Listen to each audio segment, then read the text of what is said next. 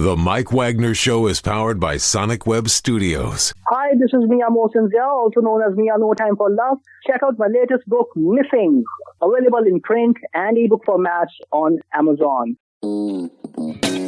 It's now time for the Mike Wagner Show, powered by Sonic Web Studios and sponsored by international award-winning author Mia Mosinzia of Missing. The Mike Wagner Show can be heard on over 40 podcast platforms, as well as hamiltonradio.net, Diamonds FM, and themikewagnershow.com. We can be heard in over 100 countries, featuring over 1,000 well-known and amazing guests throughout the globe. And named one of the top 100 global podcasts in the New York Weekly Times, Hollywood Entertainment News, Los Angeles Weekly Times, Apple, and Chartable. So sit back and relax and enjoy another great episode of the award-winning Mike Wagner Show.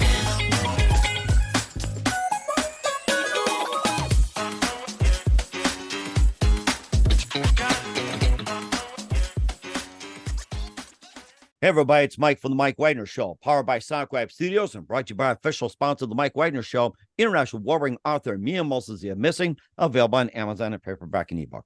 We're here with a terrific lady who's an actress, director, and producer, born in Queens, New York, known for her appearances in Bosch, Spiderman, and the Spiderman with Miles Morales, and also partnered with Johnny Blue, actor, singer, and martial arts expert. And of course, be involved in a project where she's not being an actress, singer, and everything else, director, producer. She has a volunteering and a passion for dogs, basically. It's a nonprofit dog rescue. That was a hobby turned to a passion. And of course, talking about one of her favorite dogs is Dublin, a great female Dane Shepherd, Staffordshire, or a Pitbull type, and just seeing what's going on in the shelters, and is going to bring up about that. You know, a dog lover, and she'll be happy to talk about dogs. And there's a movie out which is called The Canine Condition, Facing a Broken System, and part of a podcast, and understand why canines are such an important in society. Live, ladies and gentlemen, and plus dudes in beautiful downtown Los Angeles,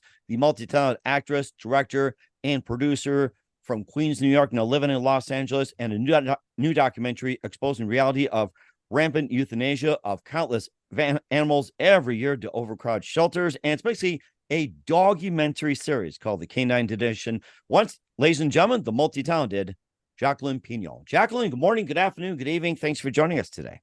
Hi, thank you for having me. What an introduction. Thank you.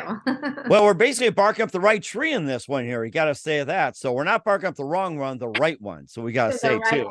Yes, for sure. That's right. So you're an actress, director, and producer, born in Queens, New York. You're now in Los Angeles. You're known for being in Bosch, Spiderman, and Spiderman Miles Morales. And you have a documentary out which exposes the reality of rampant euthanasia of countless animals every year due to overcrowded shelters. And you have basically a new documentary series about Dublin, a female pit, Great Dane, mixed from a Los Angeles pet shelter. And you have what's called The Canine Condition, Facing a Broken System, which is not just a movie, but also a podcast as well. And before getting all that, tell us how I first got started. With my passion for dogs really started because we adopted Dublin. Johnny, my husband, and I, we had no idea that there were dogs up for adoption. We just happened to have found her as a stray. And in our city, and many cities around the country, if you find a stray dog, you find the local shelter because somebody could be missing their dog. Mm-hmm. So you found somebody's dog, and so we took her to a shelter nearby the area where we found her, thinking surely somebody's looking for her. And she was a great dog. You could just tell. I mean, you just had this easy connection with her. When you visit a shelter for the first time, you go, oh, what is that dog and that dog and that dog? And there's just rows of dogs in kennels, which kind of look like jail cells, let's be honest. So mm-hmm. That doesn't sit well with you. It's hard on my heart. And I hope that her owners would be looking for her. And nobody ever did. We definitely touched base with the shelter for several weeks. And then they finally said, when we get full, we have to start euthanizing the dogs to make room for the incoming dogs.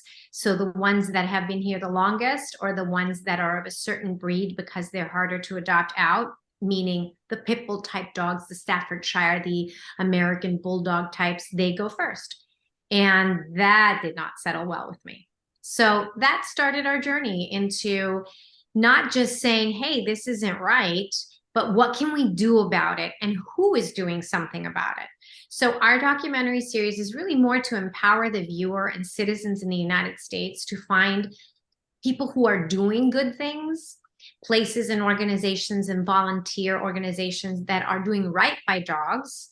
And let's jump on board their missions. Let's support those groups because we need to grow the numbers of good people and the good organizations so that maybe we can outnumber the bad or the people who are just not caring enough to do anything about it. And that became our mission. So we shot our documentary on our own dime. It's a self-funded independent project. And we wanted to give everyone an idea of what's happening around the country with the canine condition. And what was that one precise moment that simply influenced you into what you're doing? It's like, what was that one precise moment that gave you a light bulb and said, this is what I'm going to do here? What was that one precise moment for you? When the lady at the shelter said, hey, do you want me to call you? Do you want to be first call?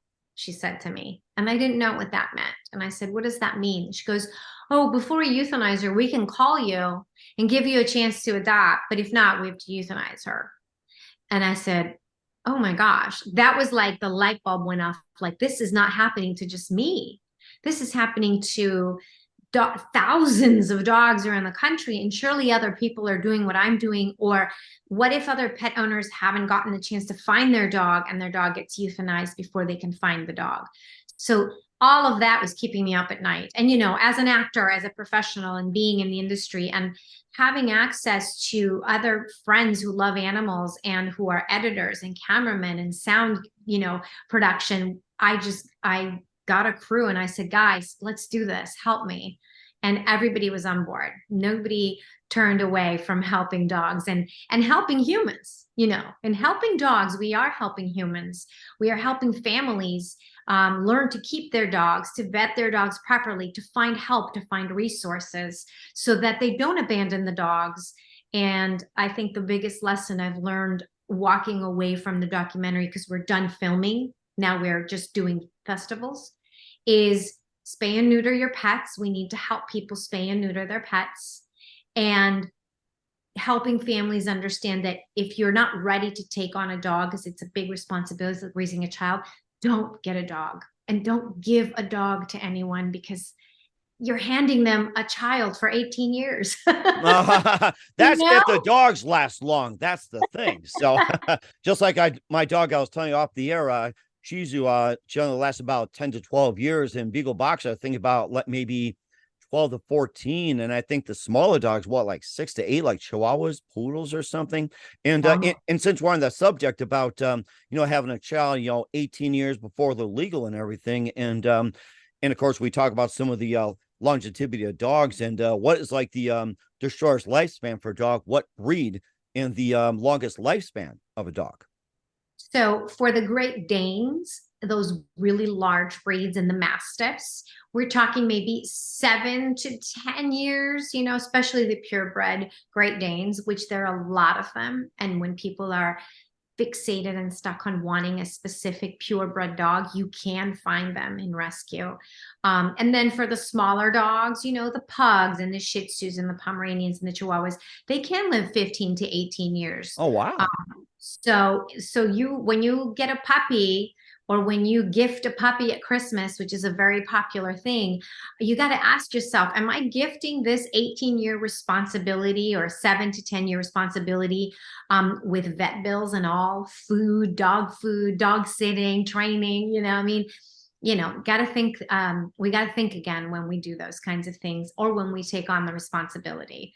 I think we would see less abandonment. And nowadays, sadly, what we've discovered doing our documentary is that the shelters are the last place you want to take your dog, because they're not safe, beautiful, spa-like environments where doggies get new homes. It's not that anymore. That is an idea of the past that doesn't exist in our country, sadly, anymore, because of the overpopulation of canine companions, and there's not enough room, funding, or staffing at these facilities to properly care for all the homeless dogs. Mm-hmm. And what is a common breed of dog that go into shelters and everything? And what's a common breed of dog that most adopted and was like the rarest and the most difficult?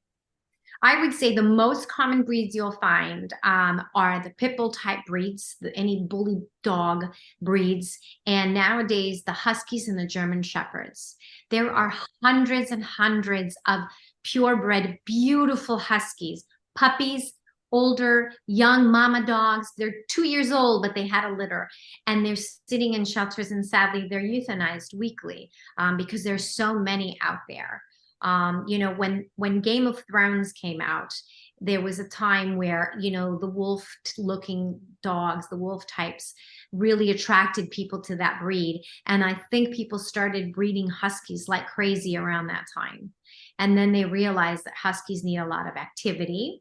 They'll get themselves into trouble if they're not properly guided, because they are a breed that needs direction. They thrive on guidance, on training. You can't just leave them be and go after work all day and expect them to just be sitting on the couch with their paws crossed waiting for you.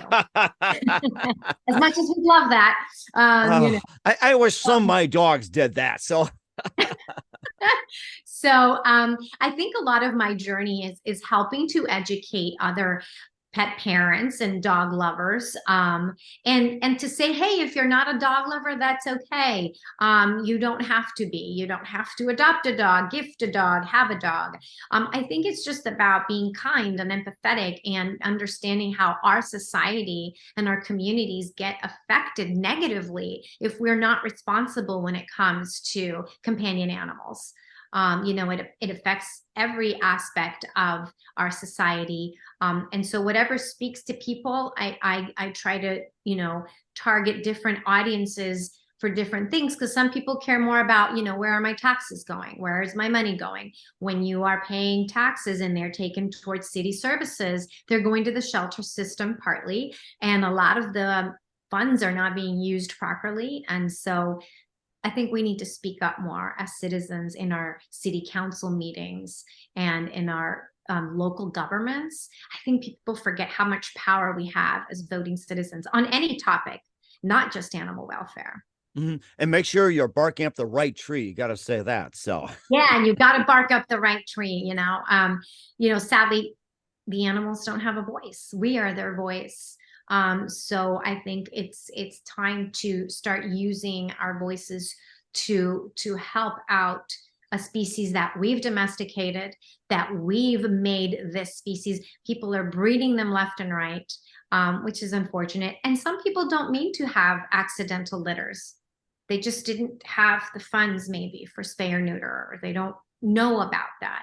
And that's why I now started my nonprofit foundation, the Canine Condition Foundation, to help families who have dogs find a vet near them to spay and neuter and vaccinate and microchip their pets. Mm-hmm. And that's a very good idea. We'll talk more about the Canine Connection with Jacqueline Pinol here on the Mike Wagner Show. But first, listen to the Mike Wagner Show at themikewagnershow.com, powered by Sonic Web Studios. Visit online at sonicwebstudios.com for all your needs.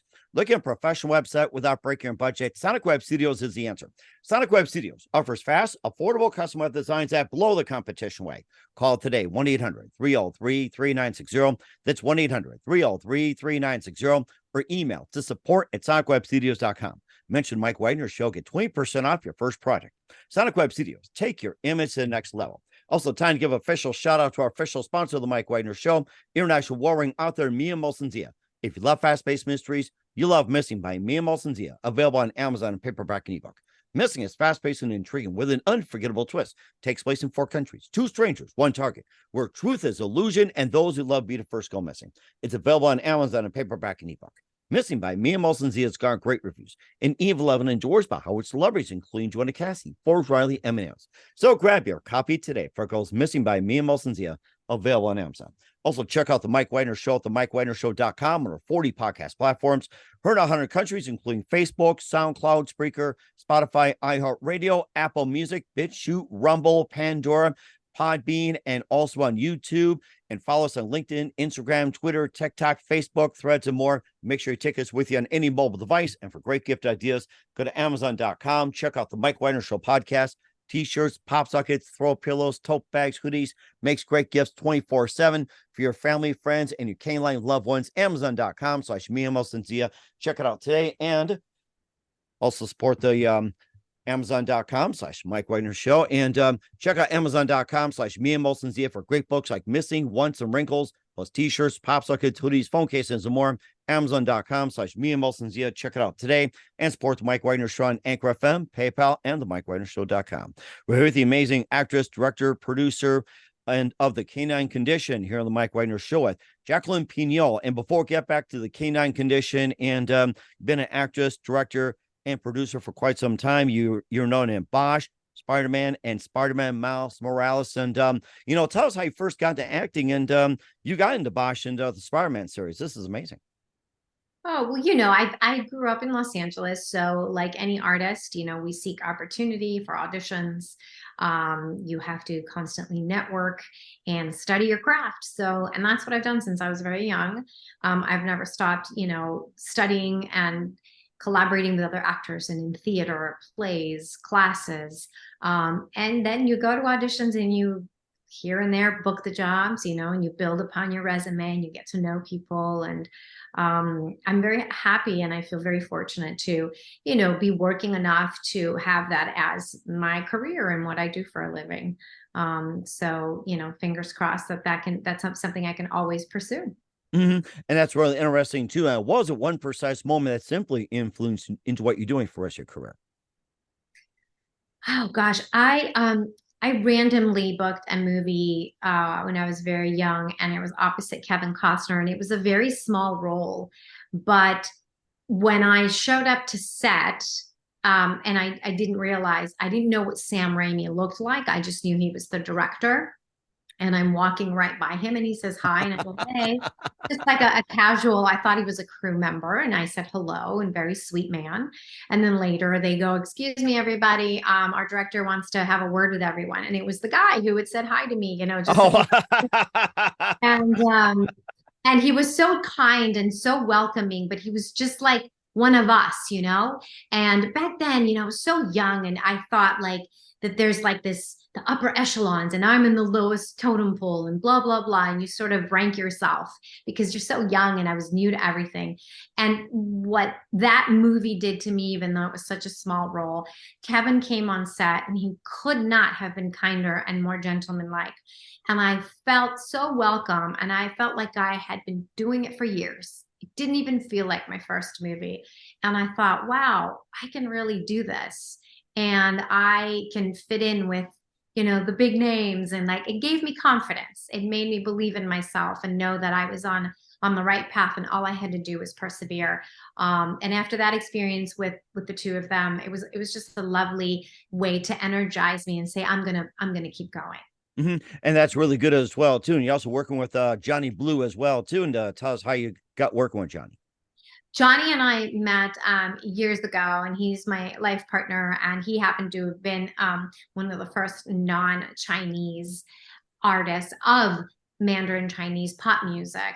He loves the language. He lived in Asia for many years. Oh, wow. He's fluent in Mandarin. And I, by chance, had just been to Beijing. I had studied Mandarin on a summer program, and I was volunteering out there with an orphanage outside of Beijing, just because I like to do things that are different. As an artist, I also need to step away from the industry. I need to go breathe fresh air somewhere else and have other experiences to fill my life. And at that time, that's what I was doing. And I came back home and I ran into him in LA. He was recording music in LA, and I'd known him from high school. Oh, wow. Amazing. Johnny and I had crossed paths in high school, just, casual hellos, and knew who we were. And, but the fact that he knew Mandarin and I just studied it, and I was very interested in the language and the culture, we really just were drawn to each other. And, the rest is history. Here we are in this documentary for the last 7+ years. And people warned us, if you're going to make a documentary, you're not going to make it overnight. And boy, were they right. Well, speaking of history, I like to hear a little bit of Mandarin from you. This sounds really interesting, even if it's dog language. Let's hear you speak some Mandarin.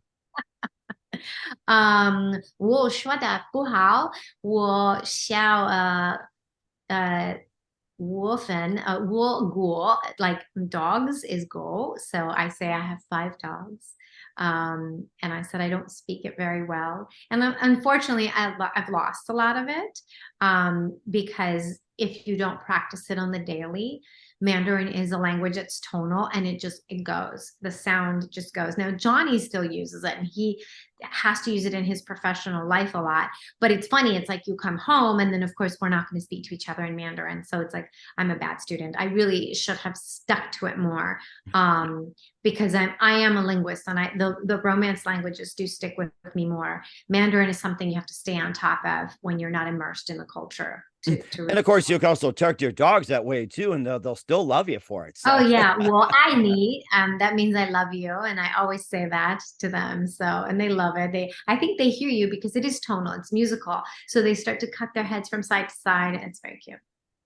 Oh, that's interesting. I really like that as well too, and that's where you have the canine connection as well too. And of course, you adopting Dublin and talking about your journey and everything else with Dublin as well as part of the canine connection.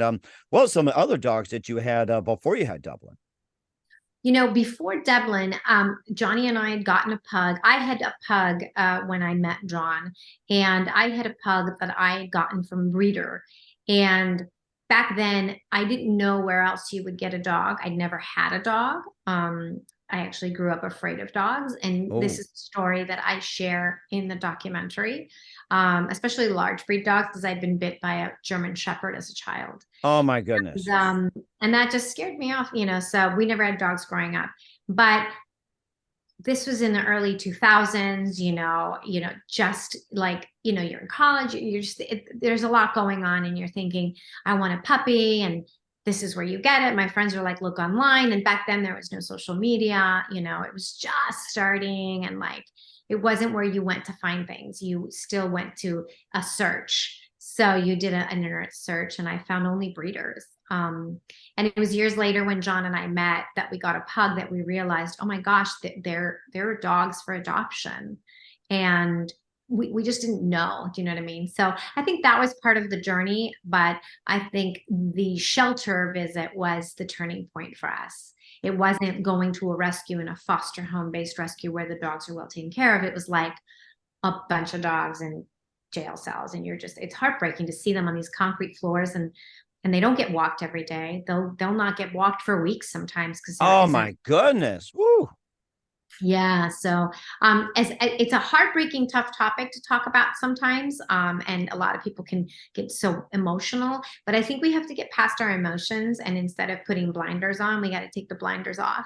Because if we want to make a real difference in our society, there's so many small things we can do to just make it better for humans and canines in our world. Mm-hmm. Now, assuming if somebody wants to adopt a dog or a puppy from a shelter, just walk us through the process and how you correctly do it. Because, people going blind goes, oh, I love this cute little one. They just grab it. What is the exact process that people should follow when it comes to adopting? So make that same mistake. There's a variety of ways. And the first thing you have to do before you visit the shelter is definitely ask yourself, okay, do I own or do I rent? Because a lot of times if we rent, we have to find out if our landlord has a weight limit on the dog we're going to get. And if there's an additional monthly added rental fee or a deposit for having a pet. A lot of families go and adopt, they come back, the landlord says, you can't have that dog here. And then the dog has just gotten used to its new family and they have to return the dog because the landlord gives them 72 hours to get rid of it. So those are the first steps before even visiting a shelter. Find out what can you accommodate and then ask everyone in your home, if it's not just you, how many hours is everyone home? And is everyone on the same page about training this dog who's going to come into a new environment? What age do we want? Do we want to train a puppy, potty training and get it from when it's baby-like? Or do we want an older dog that's settled in that we have to get used to? What are we looking for? Shedding, no shedding? Ask yourself all those questions That way you have a very specific idea of what you want. And then be open once you get to the shelter and to connect with a dog based on there's an emotional connection, a real vibe that we get, kind of like with people. You'll walk into a room and there's some people you're more drawn to than others, there's a vibe. Right. Exactly. We know how it is. There's an instant connection, and there's some people look like that. Exactly. Like dogs and cats. I know how it goes. So So, I think that those are some of the ways to inform yourself of like, is this the right dog for my lifestyle, my home, my hours, when I'm home, when I can walk it. And then also financially, is a larger dog, it's going to be more dog food, more expensive vet bills if something goes wrong, or do I want a smaller dog? So things like that will set you up for better success when going to the shelter than if you just walk in and think you're just going to walk away with the perfect dog. There's no such thing as a perfect dog. There is just that connection and your willingness as a human to say, this is the dog I want to train and guide and show love to and have it be my companion. And of course, there's various breeds out there as well, too. And there's people asking, what is the easiest breed or breeds, to train and raise a dog? And what is the most difficult and most challenging breed to raise a dog? I think, gosh, that's a tough one because each dog is an individual and you can get within a breed wonderful, obedient, easy to train dogs. Like I have pitty mixes, Pitbull type dog mixes. I love the pitties. I'm a big advocate of educating people on the love and loyalty and kindness of the Pitbull type dogs. And I have one Huckleberry who was so easy to train. The trainer because I brought him in from Georgia. I've met him on my travels in a shelter in Dublin, Georgia. I had gone to Dublin because we had a dog named Dublin. So I'm all connecting these dots. And then Huckleberry was very easy to train. The trainer even said to me, he listens on the spot. Like we don't have to spend a whole lot of time teaching him things. And then when we had Dublin trained, because she was our first large breed dog, they were like, she is stubborn. Oh boy, is she stubborn. She has a mind of her own and she does not want to listen until you really sit with her and make her listen and repeat each exercise 20 or 40 times. And I'm like, wow. So I think it's a personality thing. I think they're just like humans within their breeds. Some are more quirky, some are quieter, more shy. So I think you should ask yourself what kind of energy level. And the thing is, at the shelter, they'll have minimal information, but some information on the type of dog. And then if you're stuck on a purebred dog that you want to get from a shelter, you'll see them, but then get educated on the breed. A lot of people are in love with the golden doodles nowadays. They love doodles. Wonderful doodles. Well, guess what? So many doodles get purchased from breeders and then shortly after get turned into a shelter because the breeders won't take them back. Wow. Because golden doodles need training. They are not an easy breed. And if they don't get properly trained, they can bite kids. I've seen it happen. Doesn't mean it's the dog's fault, but if you expected the perfect little fluffy puppy that doesn't shed, that isn't what they are. They are living sentient beings who need to be trained, So I try to help just spread the word. There's always so much information to learn from before you make such a big commitment. So it's not just, I'm not one to be like, hey, go adopt. It's like, wait. First, make sure you're ready. Are you ready to take it on? You know what I mean?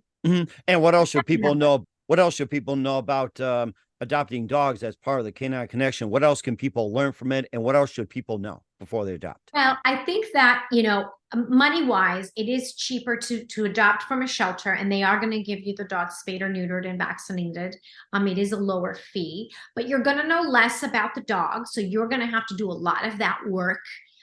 If you go to a nonprofit volunteer dog rescue, which you can find many of online, you can follow our Instagram page, and we recommend tons of dog rescues that we find that are reputable, that are trustworthy, that are foster based. So if you want a dog that has lived in a foster home, that you can see has, the foster parents have kids and a cat and a big dog and a little dog, then that dog is already kind of has its routine down and the environment down. So moving into your home, if it's similar, may not be such a big change.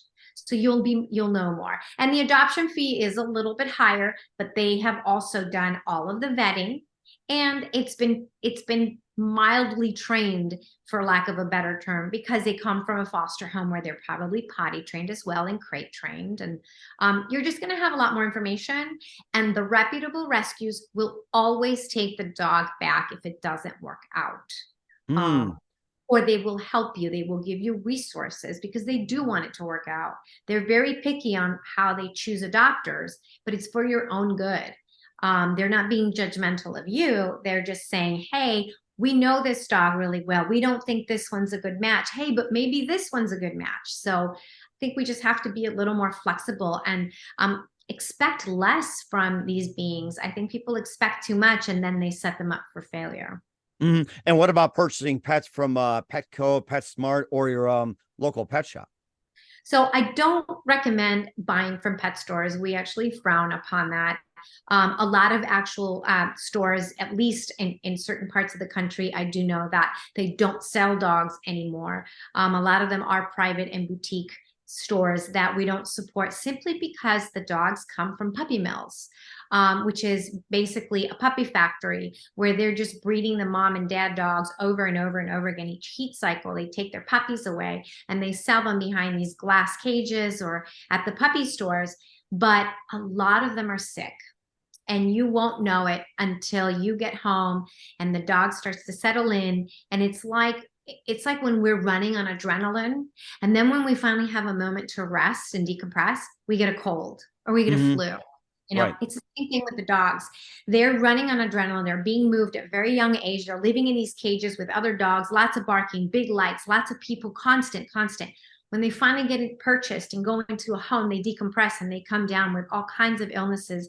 And some of them, it's very common to get parvo or distemper as a young puppy if the vaccines were not given at a certain time, if the hygiene wasn't proper in their young age. And then what happens is parvo and distemper are so incredibly expensive to treat, and you're not guaranteed the dog will survive. So then people have poured thousands of dollars into this puppy, and then they lose the puppy, and no one's going to give them their money back. The pet store is a purchase. You are like, they are selling you an item like they sell you a pair of boots, and they don't take refunds, returns, or exchanges. So to support those businesses is to support them exploiting the mom and dad dogs in the puppy mills, and you keep that chain alive. We're trying to minimize, and there are a lot of wonderful organizations in this country. Two that I can think of: CAPS, Companion Animal Protection Society, and Bailing Out Benji. CAPS is based in West and East Coast. They do national work, and Bailing Out Benji is based in Iowa, and they do national work on trying to educate people on this. There's actual data and evidence. So it's not an opinion piece. It really is. There's evidence that this is what happens. And I think we should be a little more empathetic and conscientious and not purchase puppies from stores. And what about getting dogs from a farm? Well, and that's different, because a lot of times when the farm dogs, they're not mistreated, they're not being abused or neglected. If a dog had a litter and the farmer or the people that own it say they want those dogs to go to good homes, it'd be wonderful to safely get those dogs, spay and neuter them, and then that's how we, even at the Canine Condition Foundation, help families who even have had accidental litters. We want to spay and neuter the puppies and the mom and dad dog. And then, we help connect them with people who can find them good homes, because we don't adopt out dogs at our foundation. We just do basic bedding and spay neuter.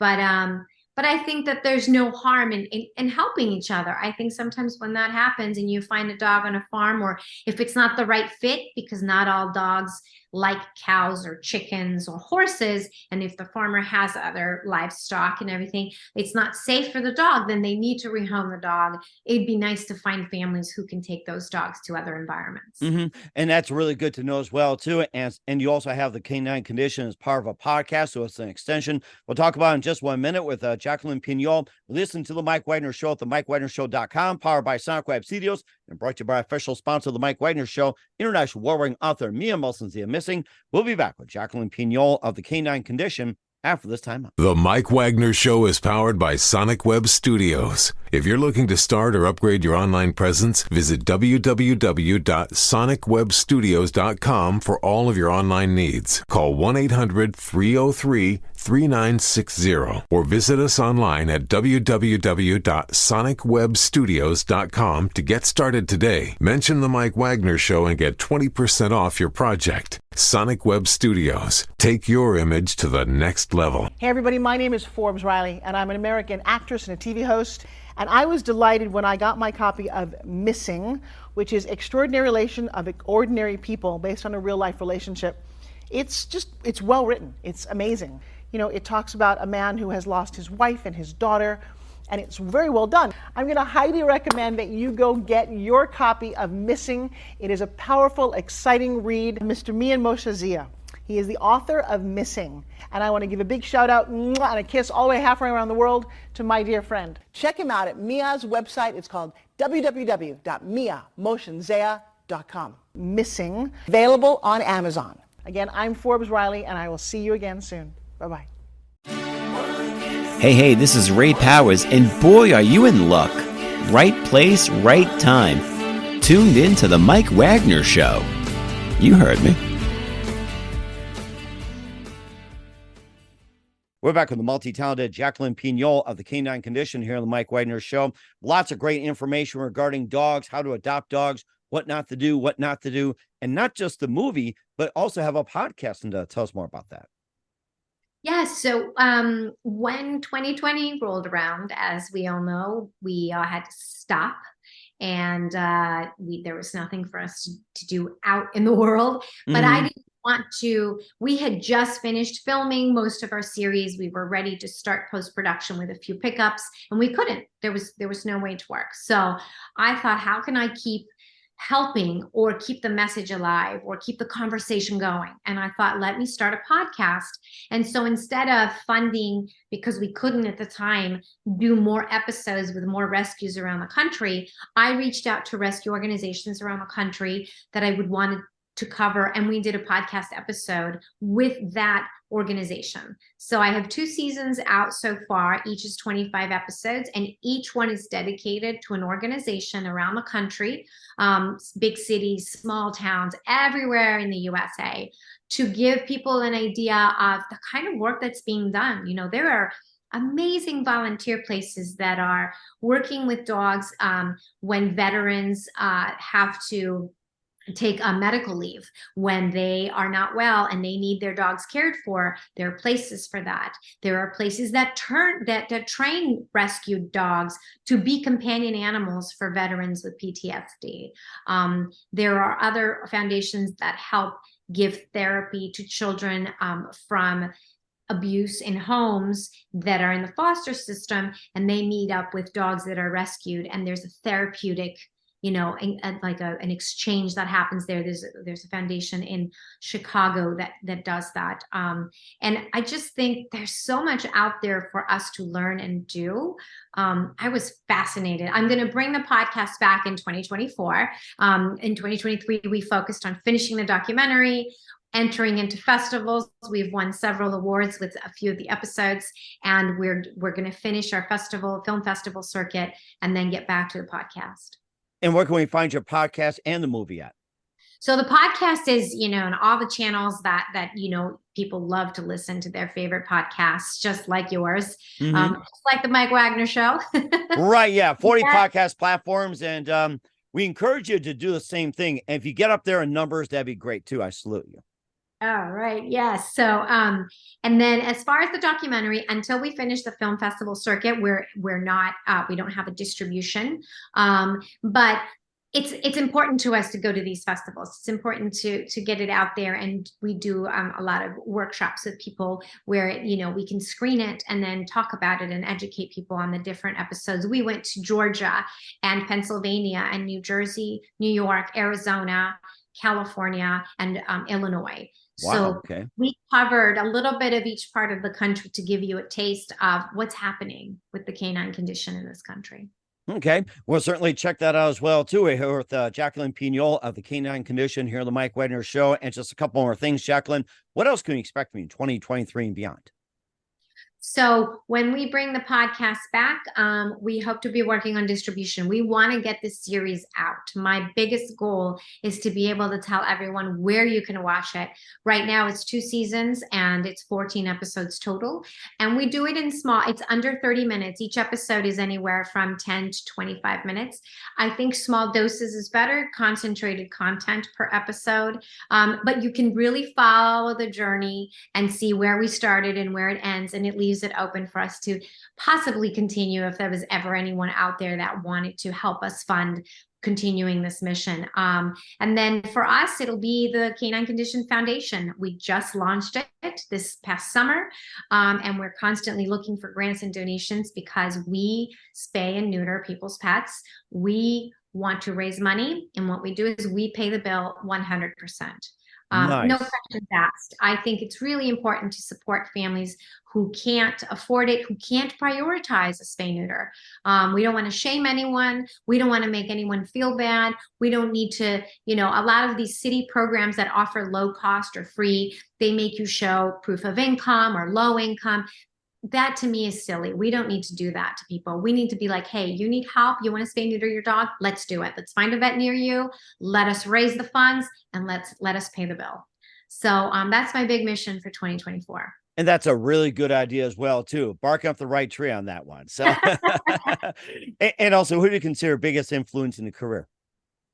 Oh my goodness, that's a big question. Who is my biggest influence? Oh gosh, I have to say, I have so many teachers, and collectively, the coaches and teachers that I've had since college, my drama teacher in college, Diane Benedict, to Steven Anderson, who was my coach for years here in Los Angeles. 2 of the biggest influences in my life to not only be a better actor, but to stay in love with my art, to be in love with my art and to pursue learning it more by getting educated out in the world with more things. It makes you a better actor when you're a more interesting person because you've lived experiences outside of just trying to be an actor. Oh, that's amazing as well, too. And I'm sure Fido is also part of it, along with Fluffy, Brittany, Butch, and more. So, yes. So, thank you. Thank you so much, Mike. And also, what's the best advice you can give to anybody at this point? I think anywhere you find yourself in life, 2 things. Number 1, find a passion that feeds your soul, that gives you the energy and the determination to get up in the morning and do something, and in some way work in volunteering or charity work into your life, whatever cause speaks to you, whether it's children, the elderly, the environment, animals, anything. I think we're at a place in the world where there are a lot of places that need us to give back to our own world and find what speaks to you and pursue it. Mm-hmm. And that's very important to do as well, too. We're here with Jacqueline Pinol of the Canine Condition here on the Mike Wagner Show. Jacqueline, very big thank you for your time. You've been absolutely fantastic. Learned a lot from you. Looking forward to having you again soon. Keep us up to date. Keep in touch. Love to have you back. Once again, what's your website? How do people contact you? Where can people check out your works, purchase, or support your canine condition? Oh, so we are very big on Instagram, and it's at the Canine Condition. The word canine spelled out. We're on Facebook, the Canine Condition Foundation, and we are very transparent. You can't miss us. You can also just Google it and we will pop right up. We love to help and we love to get help. So I think it's a 2-way street with us. So please, I would love to hear from people and to connect with the Canine Condition on Instagram or Facebook.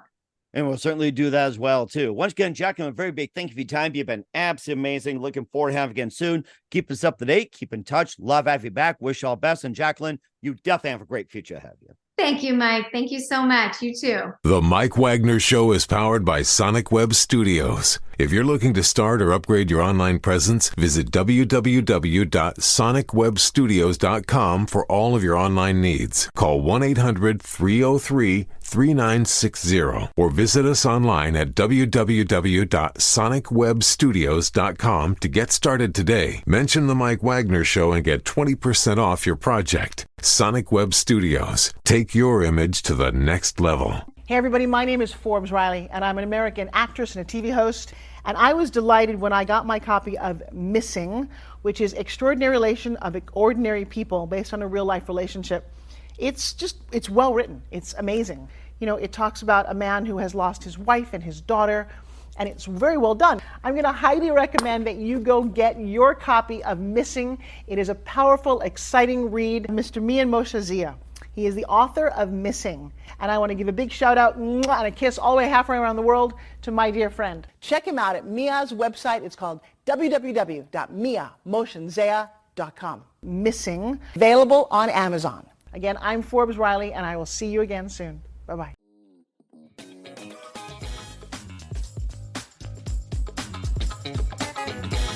Thanks for listening to The Mike Wagner Show. Brought to you by international award-winning author Mia Mohsen-Zia of Missing. And powered by Sonic Web Studios. Be sure to join us again on over 40 podcast platforms. And of course on the MikeWagnerShow.com, HamiltonRadio.net, and Diamonds FM. Don't forget to support our program with a generous donation at the MikeWagnerShow.com. Thanks for listening.